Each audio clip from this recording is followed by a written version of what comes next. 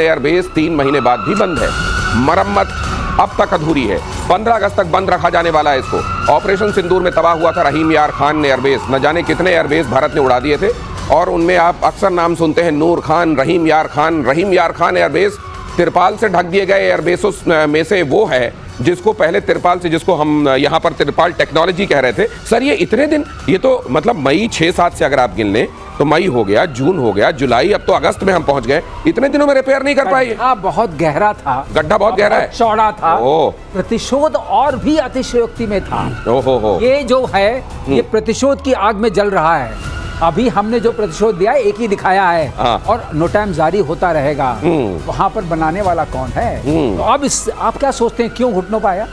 घुटनों पर इसलिए आया जब तक एसिमेट्री नहीं होगी दुश्मन के और आपके बीच में, दुश्मन कभी घुटनों पे नहीं आएगा। मतलब ये आपने देखा ना ये रशिया और यूक्रेन वॉर में क्या हो रहा है, क्योंकि उसको लगातार हथियार मिल रहे हैं, लगातार वो सक्षम है, लगातार लड़ता जा रहा है। पाकिस्तान की 20% एयरफोर्स खत्म हो गई, घुटने पर आ गया। उसे था मेरे पास कुछ भी नहीं है लड़ने के लिए। घुटने पर इसलिए आया है, घुटने पर इसलिए नहीं आया कि हमारे ऊपर उसे कोई ये लगा कि नहीं शांति दूत बन जाएं। जी जी जी जी। तो आप ये कह रहे हैं कि इस गड्ढे को गड्ढा ना कहा जाए, इसको क्रेटर कहा जाए। क्रेटर कहा जाए, सही शब्द है ना। ये जो बहुत बड़ा गड्ढा होता है उसको गड्ढा नहीं कहा जाता, वो क्रेटर होता है। वो चांद में आप देखते हैं ना जिसकी वजह से वो परछाई दिखाई देती है, उस तरह के क्रेटर। ये रहीम यार खान में क्रेटर बना है जिसको पूरते गड्ढे को भरते अभी पाकिस्तान को बहुत टाइम लगने वाला है। 15 अगस्त तक तो वो काउंट कर रहा है कि इतनी जल्दी हम नहीं कर सकते। रहीम यार खान का ये हाल भारत ने किया था। अगली खबर यह है कि 88 घंटे के ऑपरेशन में मुनीर के पसीने छूट गए।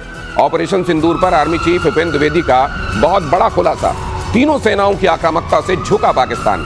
डिप्लोमेसी, सूचना, सैन्य ताकत और आर्थिक दबाव काम आया। मतलब भारत ने इस बार उसकी हर तरफ से ढिबरी टाइट करके बता दिया था कि तुम जहां जहां सोच रहे हो हर जगह से मार पड़ सकती है। पानी बंद किया जा सकता है तुम्हारा, सूचनाओं के हिसाब से तुमको पीछे किया जा सकता है, तुमको हथियारों के हिसाब से देख लो कि कितना। ये जो हेमाशंकर श्रीवास्तव बता रहे हैं एसिमेट्री, मतलब ये कि तुम्हारा हमारा कोई जोड़ ही नहीं है। ताकत के हिसाब से तुम्हारा हमारा कोई जोड़ ही नहीं है, इसलिए पंगे लेने की कोशिश मत किया करो, आतंकवाद फैलाने की कोशिश मत किया करो। आतंकवाद का छोटा सा एक्ट कहलाएगा भारत के खिलाफ छेड़ा गया युद्ध। ये जो भारत ने परिभाषा बदली है ये बहुत बड़ा डिफाइनिंग एक तरीके से चेंज है। लेकिन एक बात मैं जानना चाहता हूं सर, ये उपेंद्र द्विवेदी सर अब जो बता रहे हैं ये हमको बड़ा खुल के तब दिखाई दिया। कल उस समय बहुत सारी इंफॉर्मेशन जो हमने अपने दर्शकों तक पहुंचाई थी, एक्चुअली जो ऑफिशियल सोर्सेस होते हैं उनके सामने एक मर्यादा होती है, वो सीमित होते हैं, उनको धीरे धीरे करके चीजें बताएं। देखिए बहुत सारी चीजें ऐसी हैं जो अब बताए जा रही हैं और जो हमने तब बताई थी। देखिए ऐसा है जैसे जैसे जियोपॉलिटिकल सिचुएशन या ग्लोबल स्टेज में इंफॉर्मेशन वॉरफेयर शुरू होती है आजकल के मीडिया एज में, वैसे आपको एक परमिशन मिलती है। सर जनरल सिन्हा भी आ गए हैं सर, मोस्ट वेलकम सर, आइए। शोध में आपका बहुत स्वागत है सर। और हम लोग अभी ये चर्चा कर ही रहे हैं, ये ऑपरेशन सिंदूर के समय जो पड़ी हुई मार है उसकी चोट से अभी तक पाकिस्तान उभरा नहीं है, अब तक वो कराह रहा है। लेकिन सर उसका एक बात और आप ही लोग बताते हैं कि पाकिस्तान कभी अपने तौर तरीके सुधार लेगा, ये लगता तो कभी नहीं है। और अभी ये बताया जा रहा है कि न सिर्फ हम अपनी ब्रह्मोस जैसे वो तमाम जो हमारे हथियार और काबिलियतें हैं जिसके दम पर दुश्मन को हम बताते हैं कि उसकी हैसियत क्या है, उसको और मजबूत करना है, बल्कि अब ये भी पता चल रहा है रहीम यार खान वगैरह अभी सर 3-3, 4-4 महीने हो जाने के बावजूद रिपेयर तक नहीं कर पाए ये लोग।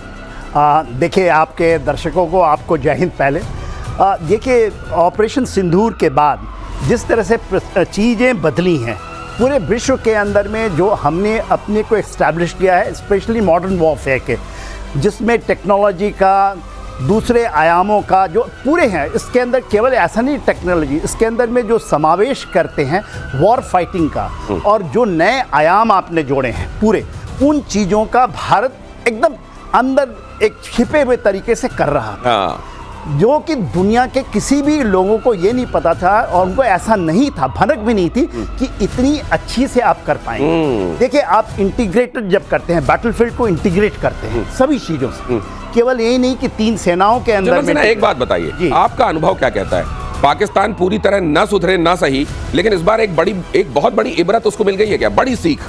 पाकिस्तान बहुत छोटा है मेरे अनुसार आकलन में, क्योंकि जो हम देख रहे हैं 2.5 फ्रंट, यदि हम केवल अपने देश की फ्रंटियर की बात करते हैं, और देखिए सर, आपके स्टेटमेंट के लिए तालियां। आप तो गिनते भी नहीं है पाकिस्तान को। नहीं। मैंने पूछा पाकिस्तान सुधरेगा क्या, वो तो बोले कि हम पाकिस्तान को गिनते भी नहीं है। 2.5 फ्रंट वार की बात कीजिए। अगली खबर देखिए, यूक्रेन पर रूस ने बोला टैंक से हमला। दक्षिणी डोनेस्क में रूस का हमला। सोसना यू कंट्रोल सिस्टम से लैस रूसी टैंक। अब ये क्या होता है, ये आपको हमारे एक्सपर्ट बताएंगे। अब देखिए, रशिया और यूक्रेन की जंग वहां पहुंचती जा रही है। लोग ये समझ रहे थे कि जैसे जैसे वक्त गुजरेगा ये अपने आप देखिएगा दोनों तरफ एक वॉर फटीग आ जाएगी और धीरे धीरे आप देखेंगे कि ये युद्ध समाप्ति की तरफ बढ़ रहा है। लेकिन ये युद्ध खतरनाक होता जा रहा है और रूस ने अब ये निश्चित कर लिया है कि एक बफर जोन, अगर यूक्रेन इतना ही आमादा है नेटो में जाने के लिए तो कोई बात नहीं, यूक्रेन के ही एक हिस्से को अलग करके यूक्रेन और रशिया के बीच में एक बफर जोन बना लिया जाएगा और रशिया उसके लिए पूरी तरह प्रतिबद्ध दिखाई दे रहा है। और ट्रंप के बीच बीच में आने वाले बयान रशिया की प्रतिबद्धता को और मजबूत कर रहे हैं। मैं ठीक कह रहा हूं सर? बिल्कुल सही कह रहे हैं। ट्रंप तो ऐसा काम कर रहे हैं जैसे अगर हवन कुंड जल रहा है उसके अंदर घी, हर 2-3 बार ट्विटर से घी डालते आ रहे हैं और एक्स से घी डालते आ रहे हैं, ये चल रहा है। और जहां तक सोचना यू का आपने बात की है, ये लेजर राइडिंग बीम सिस्टम है और टारगेटिंग सिस्टम है जिसपे कि आप सही सटीक निशाना लगा सकते हैं। और ये जो है आर्मर्ड जो फाइटिंग व्हीकल्स हैं उसमें लगा हुआ है। तो एक और जो कहते हैं ना अस्त्र, और बहुत सटीक अस्त्र अभी रशिया ने उतार दिया है। तो ये जो वॉर चल रही है इसको रोकने की जो उन्होंने कसम खाई थी, ट्रंप आए थे कि मैं 24 घंटे में रोक दूंगा। इतने घंटे बीत गए, दिन बीत गए, हफ्ते बीत गए, अब तो साल होने को आया है और कुछ नहीं कर पाए ट्रंप। ट्रंप अपने फ्रस्ट्रेशन को पूरे ग्लोबल स्टेज पे दिखाते ही जा रहे हैं। और खास तौर से जैसा जनरल सिन्हा ने कहा कि ट्रंप को सबसे बड़ा फ्रस्ट्रेशन हुआ कि इतना इंटीग्रेटेड वॉर इतने 23 मिनट्स में 11 बेसिस को खत्म कर दिया। ये ट्रंप को समझ में नहीं आया और इसमें उसको चौंका दिया। तो मुझे एक बात बताइए, अब उन्होंने पाकिस्तान को गोद में बैठा लिया है। पाकिस्तान को तो गोद में बिठाया है उन्होंने और पाकिस्तान को बड़ी महारत है। नहीं सर, पाकिस्तान कारण बताऊंगा। पाकिस्तान जिसकी गोद में बैठता है उसकी दाढ़ी मूंड देता है, ये भी आपको पता हो। तो ये मैं, लेकिन एक दूसरी बात मैं जानना चाहता हूँ जनरल सिन्हा, ये जो मान लीजिए बफर जोन बन भी जाता है, क्या ये हमेशा के लिए सुलगने वाला एक एरिया अब बन गया दुनिया का जहां पर ये आग कभी नहीं बुझेगी? क्या आपको ये लगता है? क्योंकि मान लीजिए बफर जोन बना भी लेते हैं तो यूक्रेन के जरिए उसके कंधे पे रखकर ना अमेरिका कभी इसको छोड़ने वाला है और ना रशिया ये सीड करने वाला है कि आप नेटो बगल में मेरे बसा दो। देखिए, इसके पहले बफर जोन के पहले की बात मैं आपको ये बताऊं कि मेरा जो आकलन कहता है कि यूक्रेन को एक एक कॉन्फ्लिक्ट जोन बनाकर रशिया रखना चाहता है। इसलिए कि वो कभी भी, लोग इतनी बड़ी बातें करते हैं कि यूरोप के ऊपर में वो हमला करेगा, मगर उसको करने की जरूरत नहीं है। अभी भी ये एक स्पेशल ऑपरेशंस चल रहे हैं। It is not war from Russian side. आप उसको स्पेशल ऑपरेशन इसलिए कहते हैं क्योंकि एक कॉन्फ्लिक्ट जोन में जब फ्रोजन कॉन्फ्लिक्ट को रखना चाहते हैं, बफर जोन तो आप बना लेंगे और उनको चाहिए, क्योंकि जो ये ये टेम्पररी होगा, ये आप लेके चलें, ये सुलगता ही रहेगा, सुलगता रहेगा। ये बहुत बड़ी बात जनरल सिन्हा। और ये आप मालूम है किनसे बात कर रहे हैं? मैं तो बहुत खुशनसीब अपने आप को महसूस करता हूं। ये वॉर वेटरन्स, और इनकी रैंक सुनिए आप। एयर मार्शल हमारे साथ मौजूद हैं, जनरल सिन्हा हमारे साथ मौजूद हैं, और जब इनका तजुर्बा आपको कुछ बताता है तो जाहिर है आप वो होते हुए आने वाले दिनों में यहां सुन लेते हैं जो वही होता हुआ आपको आगे दिखाई देता है। अगली खबर देखिए, गाजा से आया दिल दहला देने वाला वीडियो, इजरायली बमबारी से तबाही की तस्वीर। इजरायली बमबारी से सब कुछ तबाह। ITV ने जारी किया तबाही का ये वीडियो। अब ये इजराइल वाले फ्रंट पे क्या चल रहा है वो भी देख लीजिए। दुनिया में आपको लगता है ये जो लड़ाइयाँ छिड़ी हुई हैं केवल कुछ लोगों के बीच में ईगो आ गया और उसकी वजह से लड़ाइयाँ छिड़ी हुई हैं? नहीं, यहाँ से बहुत कुछ पनपता भी है, बहुत कुछ बनता भी है। बहुत सारी इंडस्ट्रीज ऐसी हैं जो इस पर पनपती हैं, बनती हैं, और इसीलिए कई जगहों पर लगी हुई आग कभी नहीं बुझती। बहरहाल इजराइल ने तो इस बार यह तय कर दिया है कि इस जगह को समतल बनाकर रहेगा। ये जो आप देख रहे हैं, ITV ने जारी किया है ये तबाही का वीडियो। ये देखिए, वैसे आपको समतल ही दिखाई देगा। यहाँ जो आपको जमीन दिखाई दे रही है, यहाँ आपको ये बस्ती के निशान दिखाई दे रहे हैं। गाजा से आने वाला ये वीडियो बता रहा है कि इस बार इजराइल ने जो तय किया है वो बहुत जल्द उसको सर, लेकिन ये कहा जा रहा था कि ये बहुत जल्द जो जैसा सोच रहा है इजराइल वैसा तो नहीं होगा और इसकी कीमत भी चुकानी पड़ेगी। मुझे लग रहा है कि अगर बहुत जल्दी नहीं तो 1.5 साल से ज़्यादा भी मुझे नहीं लग रहा है कि लगेगा।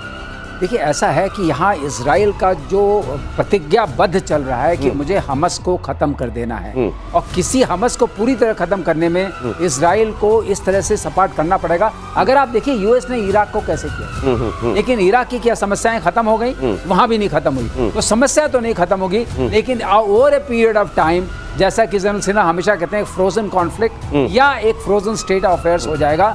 इसका मतलब इजराइल के अंदर भी वॉर फटीग आ जाएगी, वहाँ के लोगों में भी आ जाएगी, इंटरनेशनल क्राइज भी आएंगी जो भुखमरी की आ रही हैं, जो अब कई देश ये कह रहे हैं कि 2 स्टेट थ्योरी पर आइए। Even christian countries are telling that.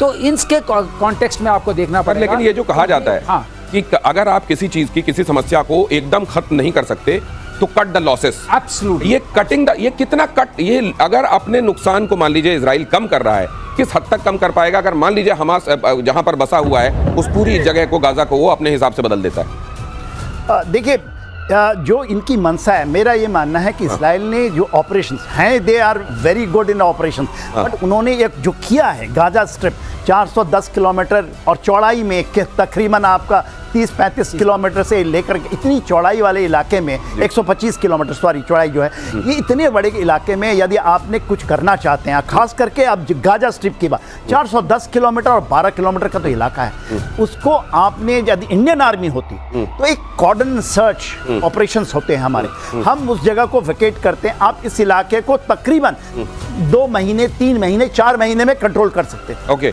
मगर इनके ऑपरेशंस करने के तरीके, आप इस तरह से यदि विध्वंस करेंगे आप कभी भी नहीं कर पाएंगे, क्योंकि देखिए वही खंडर इनके लिए बहुत ये जो नुकसान हो रही है उन खंडरों में छिप करके ये वाला रास्ता क्यों अडॉप्ट किया होगा ये भी आपसे जानूंगा, लेकिन उससे पहले खबर बता दूं आपको, डोनाल्ड ट्रंप ने टैरिफ पर फिर दिया बड़ा बयान।